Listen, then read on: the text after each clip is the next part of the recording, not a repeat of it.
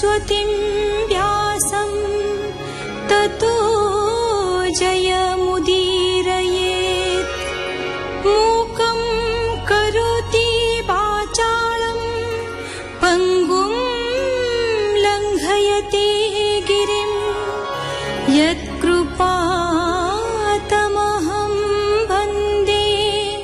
परमानन्दमाधवम्।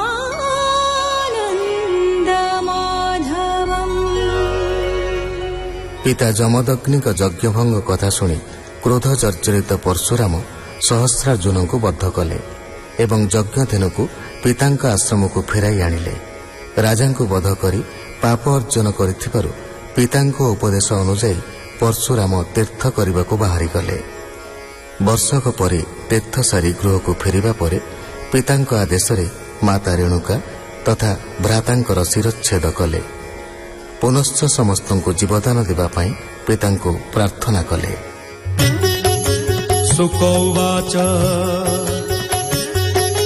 तपराधि विष्णु ध्याने निश्चले बसिले आसने ताहांक ध्यान देखिबने पशु पतंग कीट माने भय शबद न करंती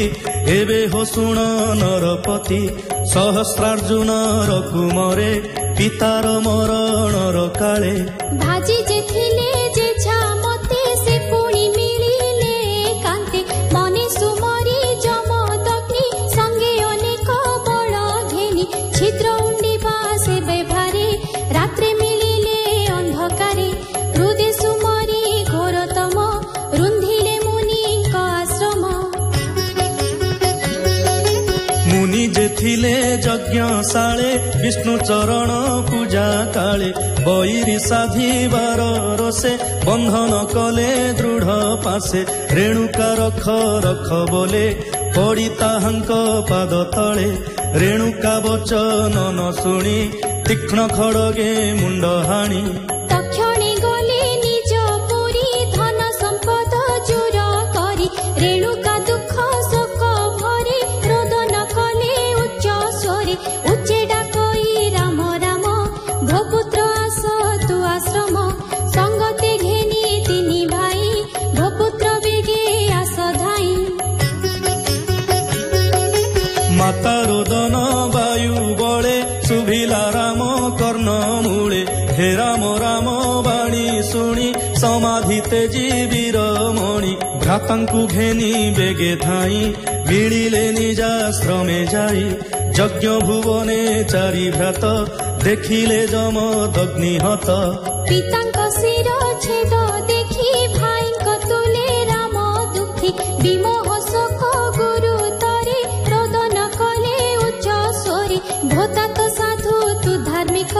सुज्ञानी पंडित विवेक आम्भंकु अरक्षित करी निश्चिन्ते गल स्वर्गपुरी। पितार शिर न देखिले भाईंकी चाही आज्ञा देले तुम्भे हो प्रेत कार्य कर हेमंत कही वीरवर परशु धरी दक्ष करे दुसह कोप गुरु तरे संकल्प कले जल घेनी निक्षत्र करी विमेदिनी क्षत्रिय अंत करिबारे पथे धाइले कोप भरे मिलिले माही स्मृति पुरे देखन्ति शून्य पथे सुरे अर्जुन स्ववंश छेदिले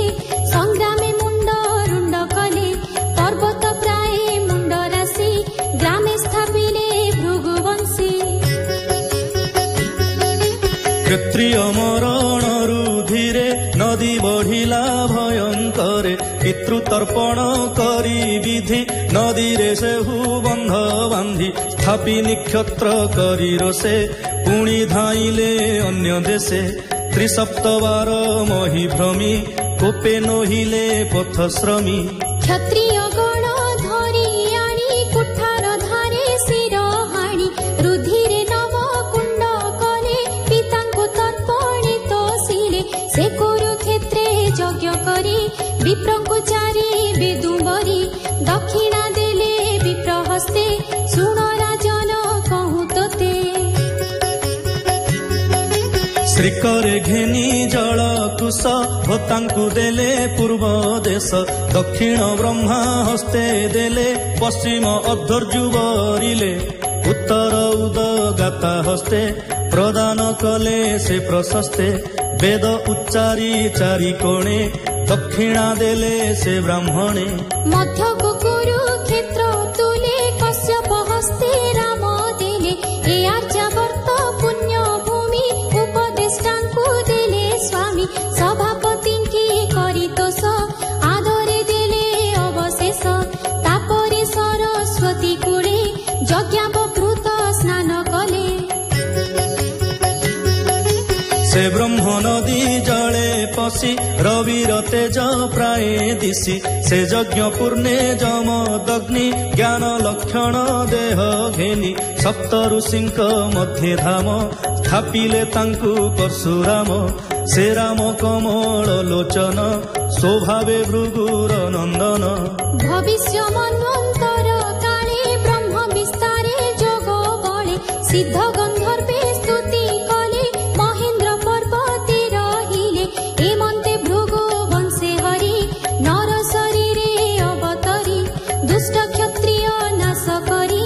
ହେଳେ ଧରଣୀ ଭାରା ହରି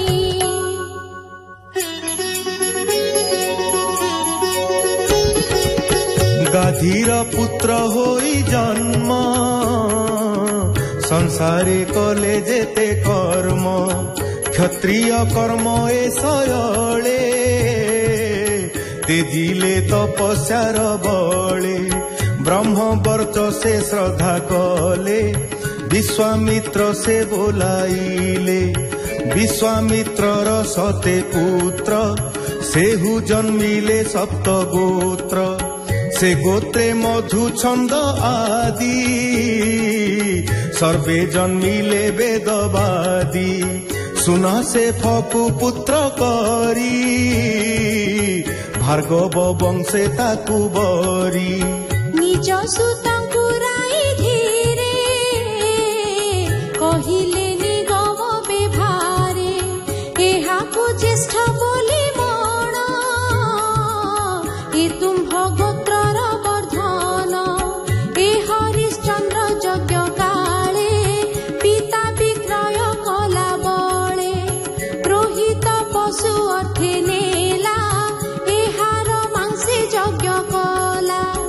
ଏହାକୁ ଦେବେ ଦୋଷ ହୋଇ ତକ୍ଷଣେ ମରଣ ଜିଆଇ ଥୋଇଲେ ମୋ ପୁତ୍ରଙ୍କ ମେଳେ ଦେବରାତ ତା ନାମ ଦେଲେ ବିଶ୍ୱାମିତ୍ରଙ୍କ ସତ ସୁତେ ଜ୍ୟେଷ୍ଠ ଯେ ଥିଲେ ପଞ୍ଚାଶତେ ବୋଇଲେ ନୋହେ ଉଚିତ ଏ ଜ୍ୟେଷ୍ଠ ହୋଇବ କେମନ୍ତ ପିତା ତାହାଙ୍କୁ ଦେଲେ ସାପ ମ୍ଲେଚ୍ଛ ହୁଅରେ ତୁମ୍ଭେ ପାପ ଆର 50 ପୁତ୍ର ସାନ ତାହାକୁ କଲେ ଜ୍ୟେଷ୍ଠେ ମାନ୍ୟ ସନ୍ତୋଷେ ବୋଲେ ବିଶ୍ୱାମିତ୍ର সকলে হুଅ পুত্রবন্ত এ সুন সে ফটে বীর